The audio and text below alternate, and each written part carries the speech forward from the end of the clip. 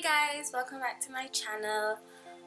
Today I decided to talk to you guys about my lupus journey. Most of you, if you do follow me on Instagram, I think you know I post about it sometimes, that I have lupus. I was diagnosed with lupus in 2013. And when I was diagnosed, I realized that I really didn't know what it was, and I feel like that's kind of bad. And I quickly realized that most Jamaicans don't know what lupus is, and I just feel like we need to be more educated about the issue because it is a chronic disease that does threaten people's lives. People do die from it, and I don't feel like there's enough information out there about the disease itself. When I was diagnosed in 2013, it was literally book ups. Like, I wasn't supposed to find out, I guess. I mean, I probably would have found out eventually, but at that time I actually wasn't supposed to find out. I went to the doctor because I had like a stomach virus, and it was a new doctor, and he was like, I just wanted like a full blood work on you and blah blah blah blah blah, because from birth I was like in and out of the hospital and I was always sick, but no one really looked into why I was always getting sick. So I mean, thanks Jamaica. But so he did some blood work, and one of the tests came back with a false positive for rheumatoid arthritis. So first of all, when I heard about the lupus thing, I cried. Like, I was crying all day long because I started googling. I'm like an avid googler, so I started anyways, I started googling out hell to find out what this is. And then when I started reading up more on it, I'm like, oh my god, I'm gonna die. I was like bawling out hell. I went to my best friend and I'm like, guys, I'm going to die. I don't know what's going on. And one of my friends was like, chill, Daniel, just chill. You don't know yet, just calm down, don't work up yourself. So I was just like, okay, I'm gonna I'll be fine, So the test came back and it was confirmed that I did have lupus, and I just felt like my life was just gonna be like this. Like, I was just like, what? How? Because honestly, I feel like I'm the most bad looking person of life, right? Like, bad things always happen to me, so I was just like, okay, great, it's another thing. But at the time when I finally figured out that I had it, I kind of like, I was informed about what it was. I knew what it was from my breakdown from before, and I was like, okay, this is what it is.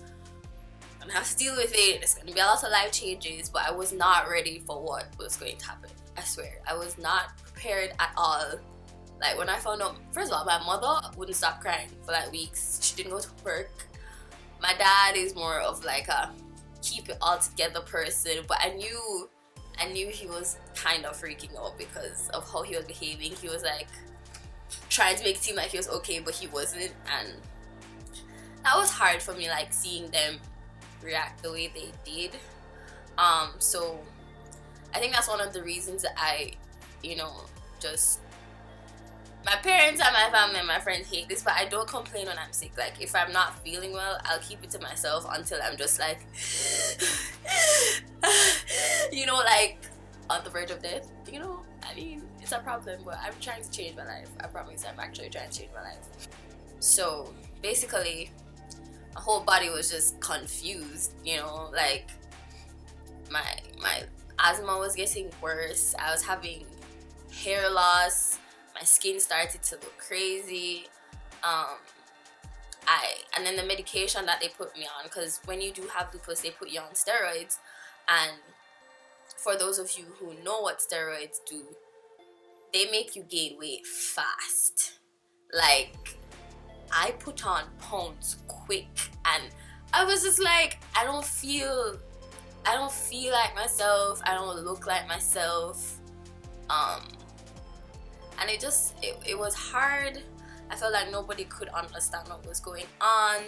I couldn't concentrate in classes. I started getting sick more because I don't know why, but I started getting sick more. I started stressing out more, so it's like my hair started falling out. I was miserable because my hair was falling out. My skin was acting crazy. My body was just like, I didn't feel like myself, and it was hard.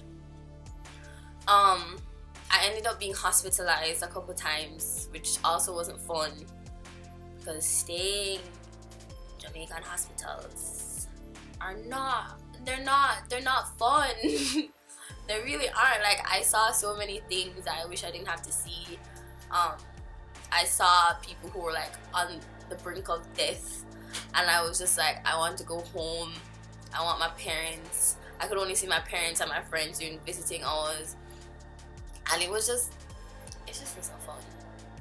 It still isn't fun because I mean, when I do have flares and when I do get sick, I still have the symptoms. Like, my hair will fall out, my skin will start to get all patchy, and my joints will hurt really badly. And especially now, because it's starting to get colder, my joints are like swelling like so bad, and I don't know, it's just getting harder. It's very painful. They give you all this medication, but then the medication has all these side effects, and it's just like, if you don't do this, you're still going to have to deal with that. If you don't do that, you're still going to have to deal with this. It's like, I can't ever win. And that's even harder for me, because I have to live with it. There is no cure for lupus. I'm going to have to deal with this for the rest of my life, and I'm just so scared sometimes that I'll let people in my life, and then one day I'm just going to die. And I know that's not a good way to think about things, but it's possible. I've known people who have died from lupus, and may their souls rest in peace, but it is a reality of what I am dealing with. I can't get rid of it.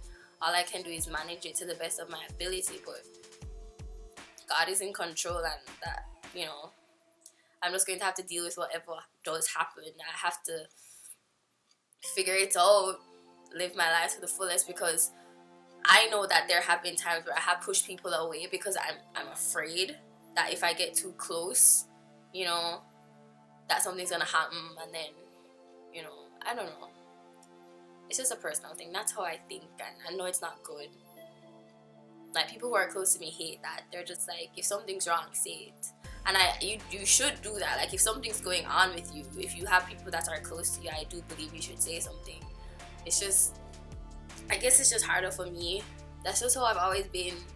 Like, I just keep things to myself, and I'm trying to change that, but you know, it's scary, you know. And having to like take 500 pills every day isn't fun. It's not. Dealing with what's going on it's not fun. It's not something I'd like to do, but this is my life, and it's, you know, God gives you what you can bear. Is that how it goes? God will only give you what you can bear. So, you know what I'm saying. If this is what God wants for me, if He wants to make me a stronger person through these things, if I can help people through, you know, like motivate you, if you're going through something or that I'm going through something too, if I can help relate to other people, then I'm glad to. Because trust me, high school was not easy after I found out. And it was like my final 2 years of high school, you know. Those final years are supposed to mean the most, and I was just a mess. And I was trying to keep it all together, and it was hard. So to everyone out there who's dealing with something, you're not alone. I promise it's gonna be okay. You can get through this. It's a burden I have to bear, but everybody has burdens in this life of ours that we were given. You just have to make the best of everything that you have. Be grateful for what you do have. You're still alive now. You're breathing now, and it could be worse. Just think about it like that. It could always be worse. So thanks for watching, guys. Don't forget to like this video and subscribe. And I'll see you in my next video.